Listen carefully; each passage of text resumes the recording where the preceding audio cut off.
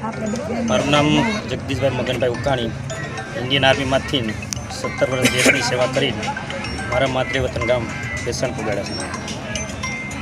આજે સર ગામની અંદર તમારો ખૂબ ઉત્સાહથી સ્વાગત કરવામાં આવ્યું હતું, કેવું લાગે છે તમને?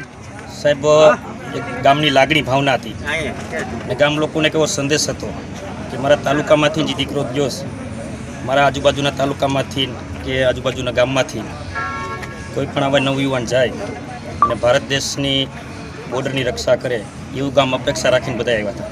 એ બદલ ગામ એક સંદેશો આપ્યો છે બધાને। તો તમે સર અત્યાર સુધીમાં કયા વિસ્તારમાં ને કઠણ ડ્યુટી જે કહેવાય તે ક્યાં કરેલી છે? સાહેબ, અમે જમ્મુ કાશ્મીરથી લેહ લદ્દાખ, પઠાણકોટ, પંજાબ, ફિરોજપુર એવા ઘણી 9-10 રાજ્યની અંદર જે ભારત સરકારનો આદેશ મળ્યો હતો એ જગ્યા પર અમે ડ્યુટી કરીને આવ્યા છીએ।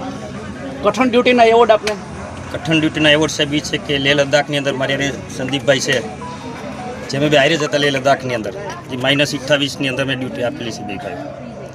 સર, અત્યારે યુવાનોને તમે શું સંદેશો આપવા માંગો છો? અત્યારના યુવાનોને મેં એ કહેવા માગી છે કે સેનાની અંદર જવું એક ભાગ્યશાળીની વાત છે અને આપણો જે અંદરનો ડર છે તે કાઢી નાખવાનો છે।